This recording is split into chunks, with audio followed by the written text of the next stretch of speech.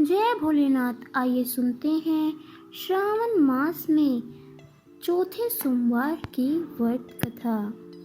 श्रावण सोमवार की कथा के अनुसार अमरपुर नामक नगर में एक धनी व्यापारी रहता था। दूर दूर तक उसका व्यापार फैला हुआ था। नगर में उसे व्यापारी का सभी लोग मान सम्मान करते थे। इतना सब कुछ होने पर भी वह व्यापारी अंतम से बहुत दुखी था, क्योंकि उस व्यापारी का कोई पुत्र नहीं था। दिन रात उसे एक ही चिंता सताती रहती थी, उसकी मृत्यु के बाद उसके इतने बड़े व्यापार और धन संपत्ति को कौन संभालेगा। पुत्र पाने की इच्छा से वह व्यापारी प्रति सोमवार भगवान शिव की व्रत पूजा किया करता था।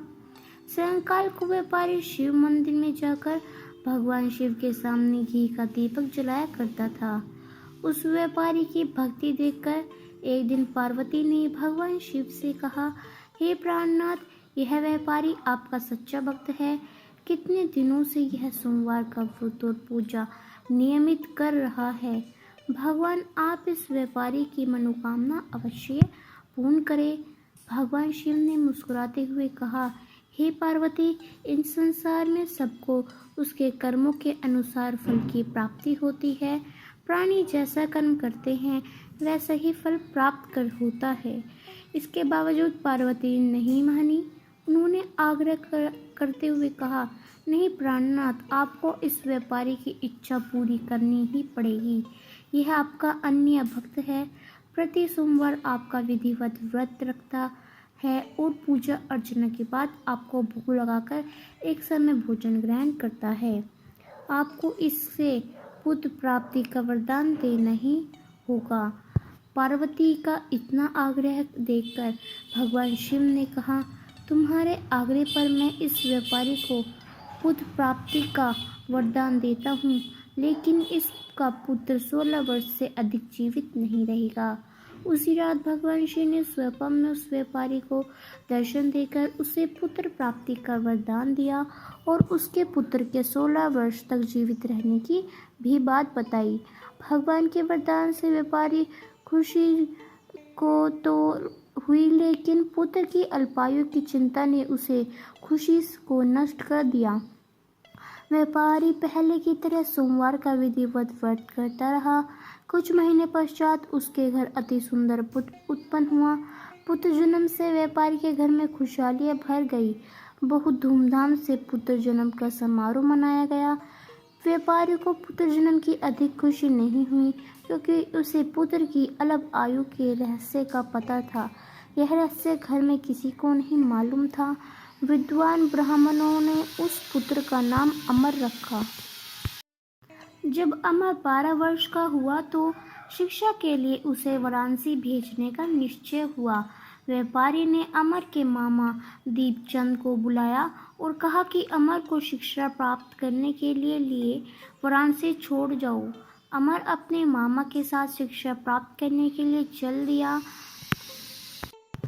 जब अमर 12 वर्ष का हुआ तो शिक्षा के लिए वाराणसी भेजने का निश्चय हुआ। व्यापारी ने अमर के मामा दीपचंद को बुलवाया और कहा कि अमर को शिक्षा प्राप्त कराने के लिए वाराणसी छोड़ आओ। अमर अपने मामा के साथ शिक्षा प्राप्त करने के लिए चला गया। रास्ते में जहाँ भी अमर और दीपचंद रात्रि विश्राम के लिए ठहरते, वहीं पर यज्ञ करते और ब्राह्मणों को भोजन कराते जाते। लंबी यात्रा के बाद अमर और दीपचंद्र एक नगर में जहाँ पहुँचे, उस नगर के राजा की कन्या के विवाह की खुशी में पूरा नगर को सजाया गया। निश्चय समय पर बारात आ गई, लेकिन वर का पिता अपने बेटे की एक आंख के काने होने के कारण बहुत ही चिंतित था। उसे इस बात का भय सता रहा था कि कहीं राजा को इस बात का पता चलेगा तो वे विवाह से इनकार ना कर दे, इससे उसकी बदनामी होगी। वर के पिता ने अमर को देखा और उसके मस्तिष्क में एक विचार आया। उसने सोचा, क्यों ना इस लड़के से दूल्हा इसका कार्य करा लिया जाए। राजकुमारी से विवाह करा दूं और विवाह के बाद राजकुमारी को विदा कर ले जाऊंगा।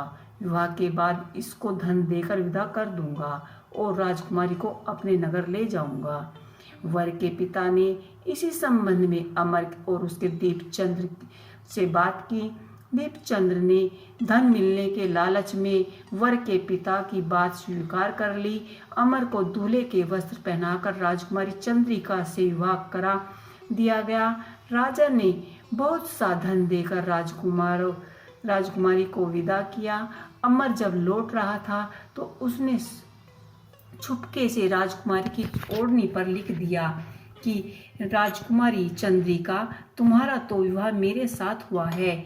मैं तो वाराणसी पढ़ने के लिए जा रहा हूँ। अब तुम्हें जिस नवयुवक की पत्नी बनना पड़ेगा वह एकाका कान्हा है। जब राजकुमारी ने अपनी ओढ़नी पर लिखा हुआ पढ़ा तो उसने लड़के के साथ जाने से इनकार कर दिया। राजा ने सब बातें जानकर राजकुमारी को महल में ही रख लिया। उधर अमर उसके मामा दीपचंद्र के साथ वाराणसी जा पहुंचे। अमर ने गुरुकुल में अपनी पढ़ाई आरंभ कर दी। जब अमर 16 वर्ष का हुआ तो उसने एक यज्ञ किया।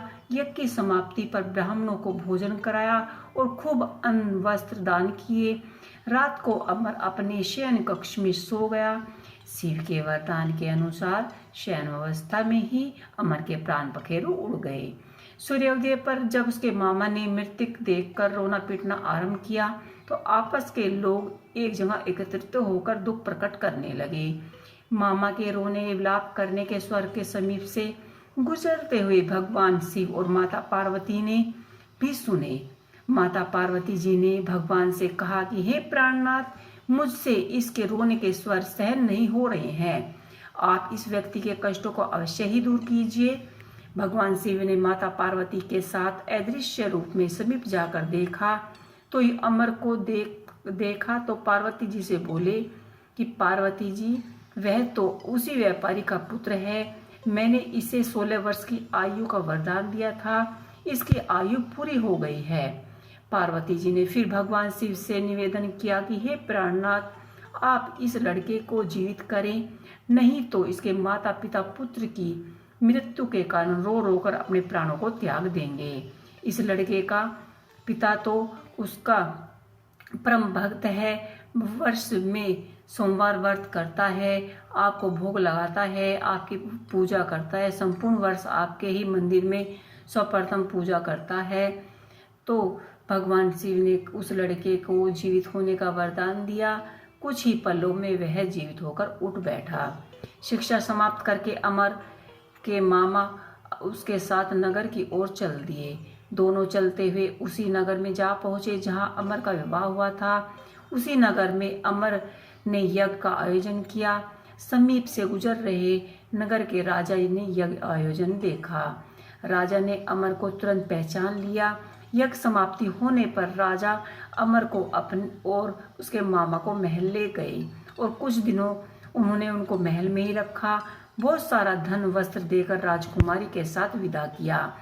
रास्ते में सुरक्षा के लिए राजा ने बहुत से ही सैनिक को भी साथ भेजा। दीपचंद्र ने नगर में पहुंचते हुए एक दूत को घर भेजा कर अपने आगमन का सूचना भेजी। अपने बेटे अमर के जीवित वापस लौटने की सूचना से व्यापारी बहुत ही प्रसन्न हुआ। व्यापारी ने अपनी पत्नी के साथ स्वयं को एक कमरे में बंद कर रखा था। भूखे प्यासे रहकर व्यापारी और उसकी पत्नी बेटे की प्रतीक्षा कर रहे थे।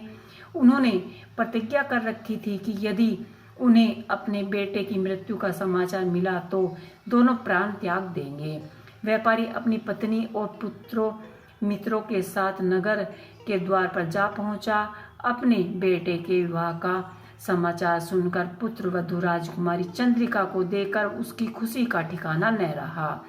उसी रात भगवान शिव ने व्यापारी के स्वप्न में आकर कहा कि हे श्रेष्ठ, मैंने तेरे सोमवार के व्रत करने और व्रत कथा सुनने के से प्रसन्न होकर तेरे पुत्र को लंबी आयु प्रदान की है। व्यापारी प्रसन्न हुआ। सोमवार का व्रत करने से व्यापारी के घर में खुशियां लौट आई। शास्त्रों में लिखा है कि जो स्त्री पुरुष सोमवार का व्रत विधिवत व्रत करता है, कथा सुनता है, उनकी सभी इच्छाएं पूर्ण होती है। तो ये थी सावन सोमवार की व्रत कथा। आपको ये कथा कैसी लगी मुझे कमेंट बॉक्स में लिख के अवश्य ही बताइएगा। ओम नमः शिवाय। हर हर महादेव।